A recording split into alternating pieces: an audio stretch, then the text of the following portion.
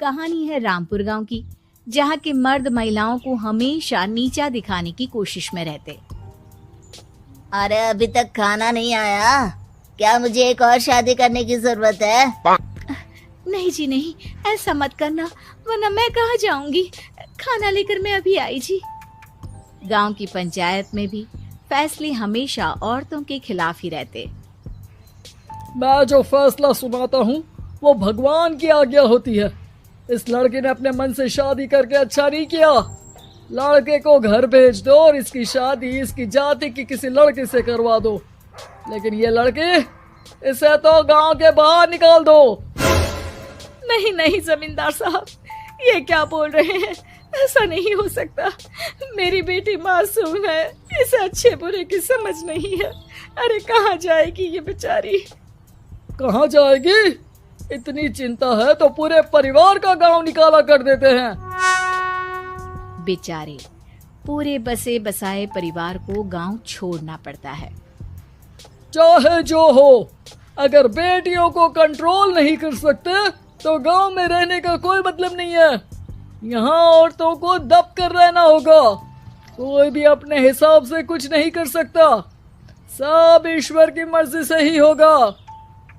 तभी गांव का एक आदमी दौड़ा दौड़ा आता है। सरपंच साहब, जमींदार साहब, वो कालिया है ना, उसकी बेटी पढ़ने के लिए शहर जा रही है। अच्छा, ये कब हो गया? और कालिया की हिम्मत कैसे हो गई ऐसा करने की? लेकर आओ उसे और उसकी बेटी को। बस फिर क्या था, हाजिर हो जाते हैं कालिया और उसकी बेटी सरपंच के सामने। अरे कालिया, ये क्या सुनने में आ रहा है? बेटी को इंजीनियर बना रहा है तू? और ये बता, गांव में तो स्कूल नहीं है, फिर कहां से इतनी क्लास पास कर गई तेरी बेटी? राधा, जो कि कालिया की बेटी है, उसे लगता है कि सरपंच उसकी तारीफ कर रहे हैं। सरपंच जी, मैंने ऑनलाइन पढ़ाई की है, डिस्टेंस लर्निंग से। सभी में मैंने अच्छे नंबर पाए हैं, जिसे देखते हुए शहर की इंजीनियरिंग कॉलेज में मुझे स्कॉलरशिप मिली है। वाह जी वाह, क्या होती है ये? पहले तो ये बताओ, फिर आगे की बात करते हैं। पूरा गांव राधा की बात सुन रहा था और राधा बोलती जा रही थी। तो ऐसे मैं फ्री में एक अच्छी शिक्षा लेकर गांव में जो कुछ परेशानियां हैं, जैसे बिजली, पानी और इंटरनेट जैसी समस्याओं के लिए काम करूंगी। मैं गांव को शहर से जोड़ने के लिए पुल का निर्माण करवाने का प्रस्ताव रखूंगी। मुझे पूरी उम्मीद है कि जल्द ही हमारा गांव भी तरक्की की राह पर चल पड़ेगा। राधा की बात सुनकर सारे गांव वाले ताली बजाने लगते हैं। सरपंच को समझ नहीं आता कि वो क्या करे। चुप रह नादान लड़की, गांव के खिलाफ जाने के लिए तुझे गांव से बेदखल कर दिया जाएगा, वो भी पूरे परिवार के साथ। और हाँ, अगर ठीक से गांव में रहना चाहती है तो ये पढ़ाई लिखाई छोड़ दे। हम तेरे लिए गांव का कोई होनहार लड़का देखेंगे। तभी गांव का एक आदमी बोल पड़ता है।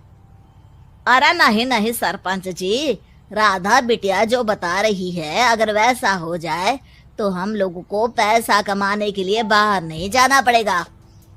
हाँ जी, और ना ही कोसों दूर पानी के लिए भटकना पड़ेगा।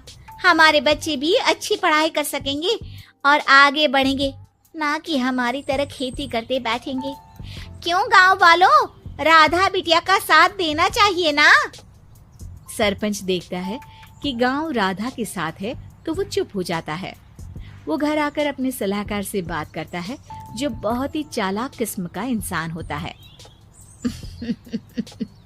अरे सरपंच साहब, आपको बहुत ही होशियारी से काम लेना पड़ेगा। एक बार गांव तरक्की कर गया, यहाँ के बालक पढ़ लिए तो कोई ना पूछेगा आपको। और फिर ये जो बेटा और बेटी है ना आपके, इनको भी आम लोगों की तरह ही जीवन जीना होगा। हाँ, लेकिन करे तो क्या करे? वो ना आप मुझ पर छोड़ दीजिए, बस मैं जैसा बोलूं करते जाइए। अगले रोज सुबह जब गांव वाले सोकर उठते हैं तो राधा के घर के बाहर और साथ ही वो लोग जिन्होंने राधा का सपोर्ट किया था, उनके घर के आगे लाल रंग से कल आऊंगी लिखा होता है। कल आऊंगी, यह क्या होता है? अरे यह तो खून से लिखा है, लगता है कोई भूत प्रेत या चुड़ैल का साया है। चलो सरपंच जी के पास चलते हैं। सभी सरपंच के पास जाकर उसे सारी बात बताते हैं। अरे ये तो बड़ी मुश्किल की बात है। चलो मैं एक बाबा को जानता हूँ, उन्हें बुला लेता हूँ। सरपंच बाबा को लेकर गांव के घर के बाहर जाता है। ओहो, तो ये वो चुड़ैल है जो उन लोगों को निशाना बनाते हैं जो गांव को बदलने का सपना देखते हैं। वो गांव को ऐसे ही संपन्न देखना चाहती है, वो नहीं चाहती कि कोई बाहरी यहाँ का कायाकल्प करे। क्या तुम लोगों में से किसी ने गांव को बदलने की सोच रखी है? तभी राधा की माँ रोते रोते आती है।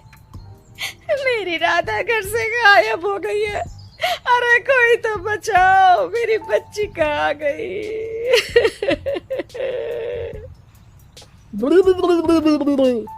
ले गई वो चुड़ैल, तेरी बच्ची को ले गई। अब वो उसे श्रापित करके छोड़ेगी, उस पर चुड़ैल का साया हो जाएगा।